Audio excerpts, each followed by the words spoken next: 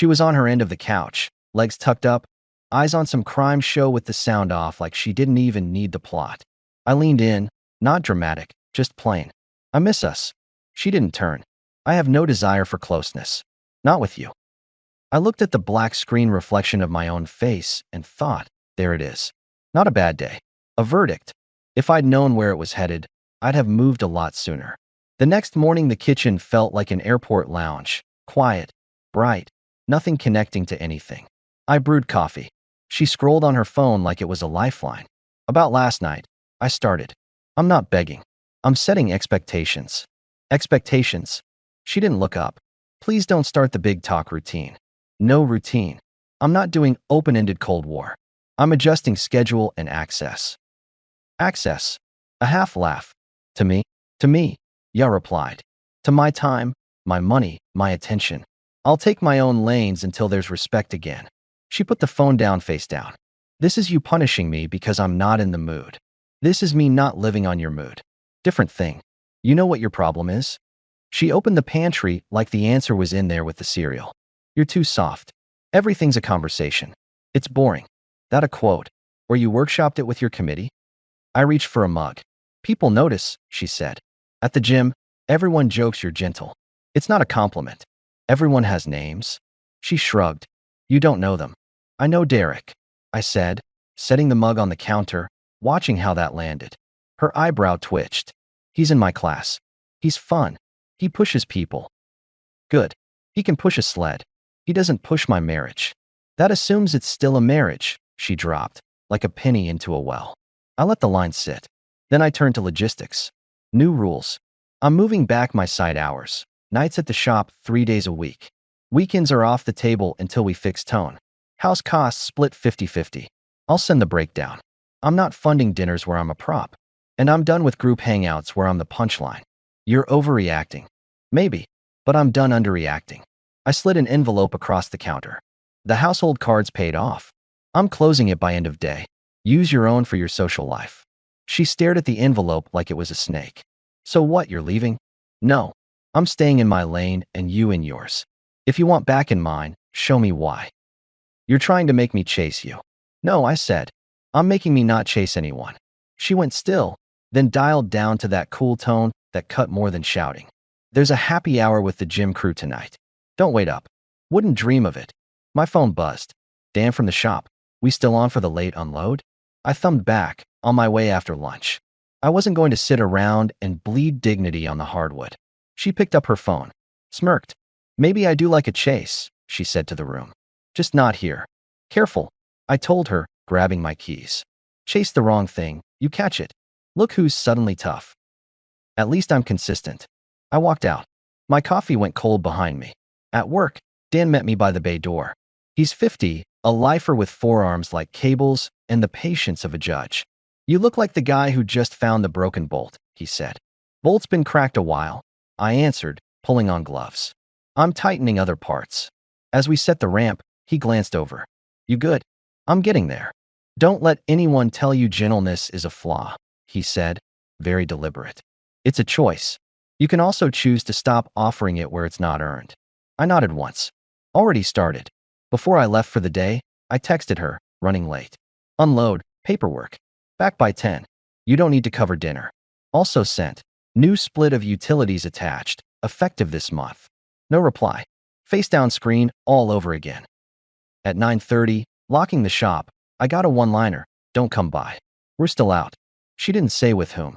She didn't need to. I let the phone go dark. Tomorrow, I thought. We'll set the next rule in daylight. She came by the shop the next afternoon, right when we get a small line of walk-ins. The worst time to play domestic chess. She carried a paper bag like a hostage.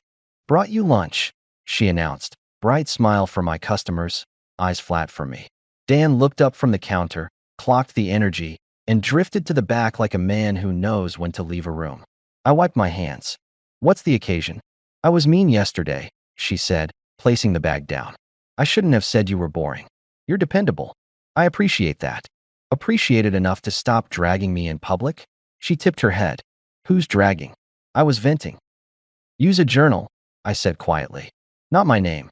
One of the regulars set his key fob down. I gestured that I'd be right there and lowered my voice. Look, if you need excitement, try hard work and honest talk. That'll get your heart rate up. You're still lecturing. I'm drawing lines, I replied. Starting today, I'm not your warm-up before you go find your high elsewhere. Her smile tightened. You think you know something. I know enough. I tapped the bag. Thanks. Leave it. I'm with a client. She took a breath and put a hand on my forearm like a stage cue. I could do better, she said low. Maybe we plan a weekend. Just us. Good, I answered without moving. Send dates, budget, and what changes between now and then. I'm not doing trips as a patch. The guy at the counter cleared his throat. She let go and softened her voice further. I miss when you'd bend. That's not coming back, I said. Lunch appreciated. Please don't swing by at peak again. She dropped the brightness, flashed a cool look at the customer as if I'd embarrassed her, and walked out. The door chimes sounded like relief. Dan leaned on the doorway after she left. Boundary. Public, I said. No more performance at my counter. He nodded. Good. Keep the rest private in writing. Paper beats memory. Right then my phone lit up face down on the workbench. Habit made me flip it. A preview on her lock screen, because we never bothered with hiding basics from each other, popped up from a name I didn't recognize first. Then the initial at the end of the line gave it away. You're coming tonight, right? We'll make sure you feel the pace. D. I stared at it long enough to get bored with my own predictability. I put the phone back down and went to finish the tie rods.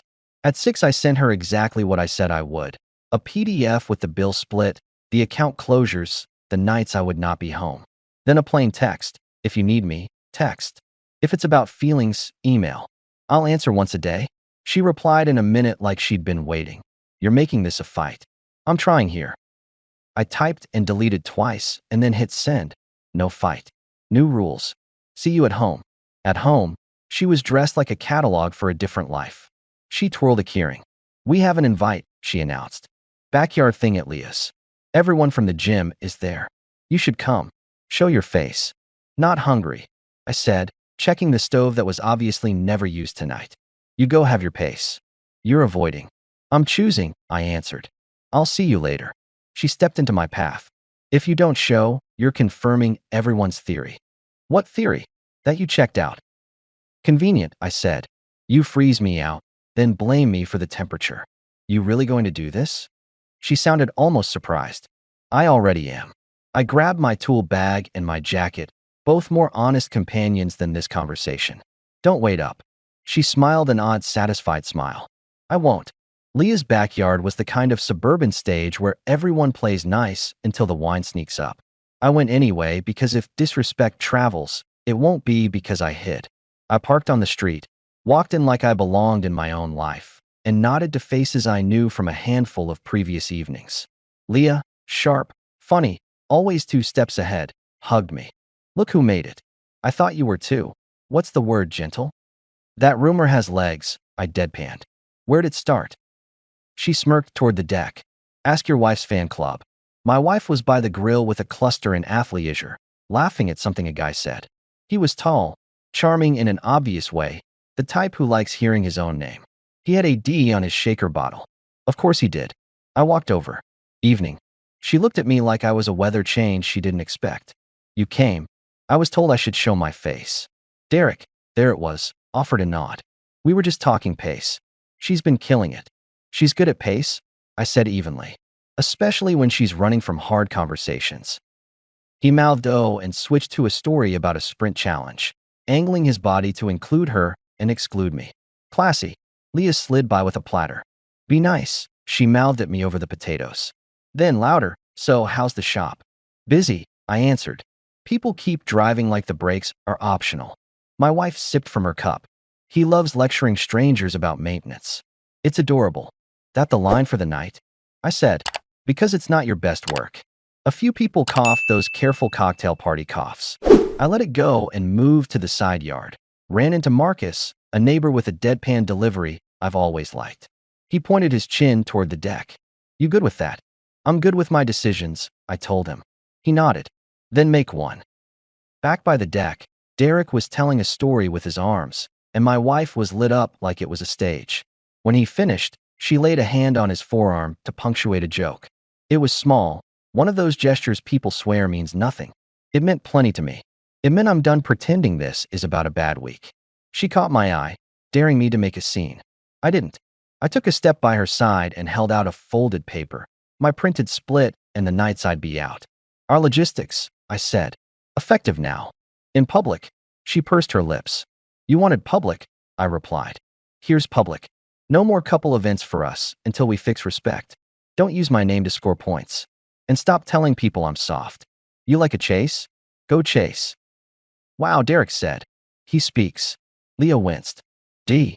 My wife flushed, then recalibrated to sweetness so fast I nearly admired the pivot. We can talk, okay? Tomorrow. I'll make breakfast. Email, I answered. Breakfast is off the table. She glanced around, realizing her crowd wasn't laughing now. You're making me look bad.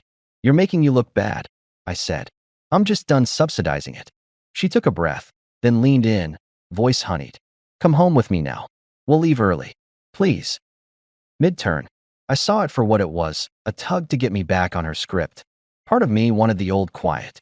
The rest of me wanted my spine. I shook my head. I'm good. She stood taller. Then don't wait up. Wasn't planning on it, I said again, because repetition can be a wall. I gave Leah a nod. Thanks for the potato rescue. She squeezed my arm in answer. I saying be sure. At home, the house echoed. I sat at the table, counted backwards from 10 twice, and listened to not a sound. At midnight, a text, with Leah, then grabbing a drink with the crew. Don't make this a thing. I put the phone face down. 20 minutes later, another, not from her. You free later? She's catching up. D. My respect for myself is a simple machine.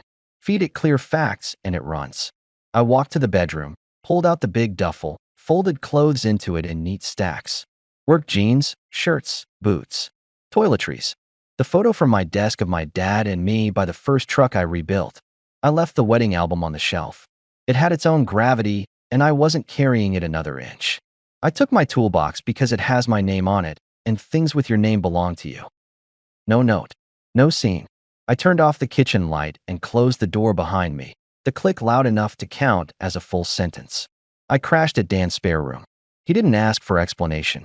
Just handed me a clean towel and pointed at the thermostat. In the morning, my phone lit up with missed calls and one text. We need to talk. I saw something I didn't like. From Leah.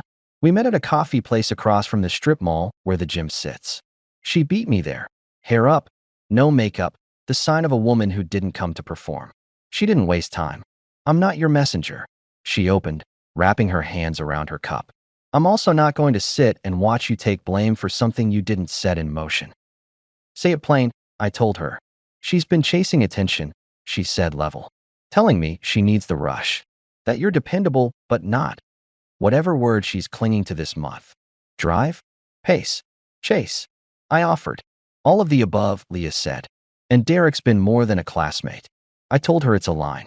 She said lines are for people with boring lives. I argued. She doubled down. I'm not defending it. I'm telling you so you stop looking at your shoes in rooms. This isn't on you. I took that in like a final data point that finishes a chart you didn't want to see. Thanks, I said. I tried to keep her from making it worse at my place, Leah went on. But she likes an audience. And you didn't flinch. I respect that. I'm done performing, I answered. I'm also done sharing a mailbox. Leah exhaled. So what now? Now I make it simple, I said. I'll call a lawyer for clean paperwork. I'll move money where it belongs. I'll block everything but a single channel for logistics. I won't compete for someone who announces a race I didn't enter. Leah nodded, relief and sadness in one. I'll stay out of the way, and I won't cover for her. Don't burn your friendship on my account, I told her. She burned it herself, Leah said deadpan. And for what it's worth, you weren't too soft. You were loyal. There's a difference. I left the cafe and made 3 calls in the parking lot. One to a lawyer whose name Dan's brother had given me 2 years ago when I helped him sell a truck. One to the bank. One to a storage facility to hold what I took last night until I found a place. At noon, I sent her a single email. Subject, logistics. Body, I've stepped out. Contact is this email only. Please don't come to my job or Dan's. Here are the steps. Separate accounts complete.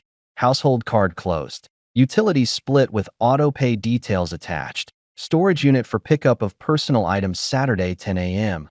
He is in a labeled envelope with the manager. I will not discuss us outside this thread. Keep it respectful. 5 minutes later, the phone rang 3 times, same number I just limited. Then the text started from unfamiliar numbers. Pick up. We need to talk. You can't just bail. This is childish. Then, I'm sorry. I panicked. I shouldn't have said what I said.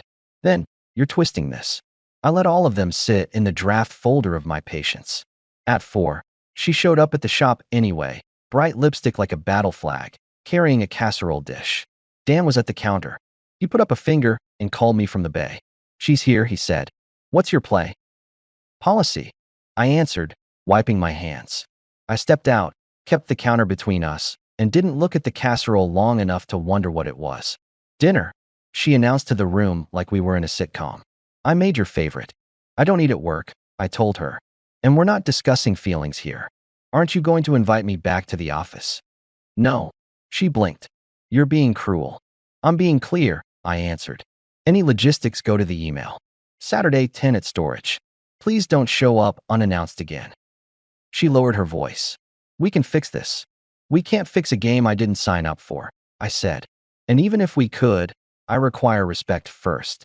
That hasn't been in stock for a while. She looked around for a sympathetic face. Dan wrote something very intently on a clipboard like he was studying the Dead Sea Scrolls.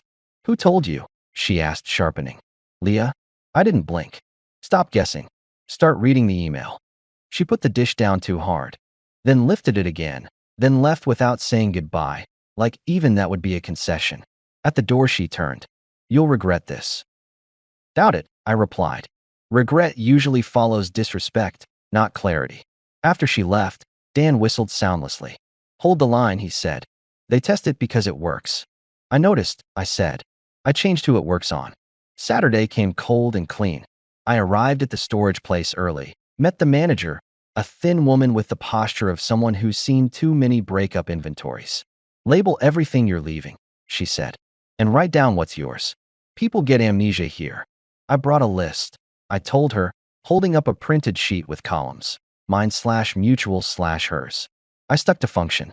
Tools, boots, personal papers, 2 lamps I bought before we met, my dad's jacket. Mutual items assigned fair value, a note to offset in the final split. No petty. She showed at 10:15, half theater, half play. Hair perfect. Dressed like a peace treaty. She didn't come alone. Derek trailed 10 feet behind, hands in pockets like he wanted the world to think he was just curious. You brought company, I observed. He drove me, she said, too loud. My car. Not my problem. I cut in, because I wasn't going to do the roadside assistance routine anymore. Derek hung back by the vending machine. I can wait outside, he muttered, suddenly less sure of his lines. Do that, I told him without looking. She pulled her shoulders back. So this is it. You pack your toys and run. This is me enforcing the rules I set, I answered. You wanted a chase. Go run it. I'm not a checkpoint. We can talk without lawyers, she pushed, switching gears to reasonable. We were good. You know we were. We were, before you needed applause more than a partner. I pointed to the unit. List is on the table. I'm taking what's mine, leaving what's ours for later. We'll settle with paperwork. That's the respectful way to end something that's out of respect. You're punishing me. No, I said. I'm removing myself from a script I don't accept. That's not punishment. That's maintenance. She crossed her arms. What about the house? I'm not fighting over walls, I replied. You keep it if you can carry it. I'll take equity in the final numbers. Utilities are already split. If you can't handle the costs, sell. I won't be your safety net. She stepped closer. You really don't love me. I looked her in the eye so she understood this wasn't a tantrum. I love myself enough not to stand where I'm mocked. That's the only love that matters right now. Her face shifted. Anger, then calculation. You'll come back. I won't. I handed her an envelope. That has the contacts and the timeline. I'm blocking your number after this hour. Email for logistics only. She stared at the envelope like it might burn her fingers. This is cruel, she said again, softer. I messed up. You're supposed to fight for us. I fought for respect, I told her. You fought for an audience. Different fights. She tried the last lever, the one where she becomes everything I wanted a year ago. She put a hand on my chest, eyes warm, voice low. Please. I'll cut him off. We'll do counseling. I'll be home when you are. I'll. I stepped back. That's a lot of promises for someone who couldn't answer a simple, I miss us without treating me like a stranger on a bus. Keep your promises for your next game. My season's over. Outside, Derek pretended to look at his phone. He didn't meet my eyes when I walked past to get the second box. He didn't need to. His part in my life ended at the edge of that parking lot. I loaded the truck, closed the unit, signed the sheet with the manager. My wife watched like the room was tilting, and she couldn't find something to hold. As I walked past her at the end, she whispered, "So that's it?" "That's it," I said. "I won't be the man you outrun to feel fast." She flinched at that, like the truth was louder than any insult. I left her standing there with the envelope and the life she said she wanted. I kept my word. Lawyer handled forms, money moved without drama. I blocked her everywhere but the email, and I answered that once a day like clockwork. Brief, clear, no openings for theater. When she sent a 5-paragraph essay about how I'd twisted everything, I replied with 2 lines, see item 3. Saturday works for the notary. That was it. The world didn't end. It got cleaner. I found a small house near the shop with a decent garage in back and a maple tree that does its own thing. I bought a used pickup with low miles, not because I needed an upgrade, but because I wanted a vehicle that didn't hold any old fights in the upholstery. The first weekend, Dan and Marcus came over with burgers and bad jokes, and we put up a workbench. We didn't toast to anything, we just got it done. That's my kind of celebration. Work picked up. I started training a kid fresh out of tech school, taught him that a calm tone settles a chaotic job faster than yelling ever did. He watched how I spoke to customers and absorbed it. "You don't sell," he said. "You explain. Respect sells itself," I answered. "Try it." Somewhere in there, I met Paige. Not at a bar or a party. She brought her cousin's car in, listened, asked smart questions, paid without flinching, and texted later to say, thanks for not talking down to her. We went for coffee. She didn't need fireworks. She wanted someone who showed up. We take it slow. She's not a fix, she's a person. That matters. As for my wife, the updates came sideways. Leah stopped by the shop once to get air in her tires and mentioned that the house went on the market. She said it's too much alone. Leah said, straightforward. Her new friend doesn't do chores. Not my concern, I answered, and meant it. Leah studied me. You look lighter. I removed 70 pounds of expectations, I said. Turns out they were mine. Every now and then an email from my ex would come through. Short, clipped, administrative. Once, in the middle of a list about utilities, she added one line. I didn't think you'd actually walk. I typed, deleted, then sent what fit. I did. Take care. I don't wish her harm. I don't wish her anything. I wish me continued clarity. The day I moved the last box into my garage, I found the old photo of me and my dad by the first truck. He wrote on the back in that crooked block print of his, "If it rattles, tighten it. If it still rattles, replace it." I laughed in spite of myself. Sometimes the simplest rules take years to hear. Last week, Leah texted me a photo of her backyard. Different crowd now, same string lights, less noise. She added one line, "Proud of you." I sent back a thumbs up and got back to sanding the workbench. People think the big line is love. It isn't. It's respect. Love without respect is a con. Respect without love still builds a decent life. If you're lucky, you get both. If you're me, you learn to walk as soon as one leaves the room. When I left that night, I didn't slam a door. I closed it, locked it, and kept the key only for things that still deserve it. My last words to her at the storage place did the job better than any argument could. I won't be the man you outrun to feel fast. She can chase whatever she wants. I don't chase. I drive. And for the first time in a long time, I decide where.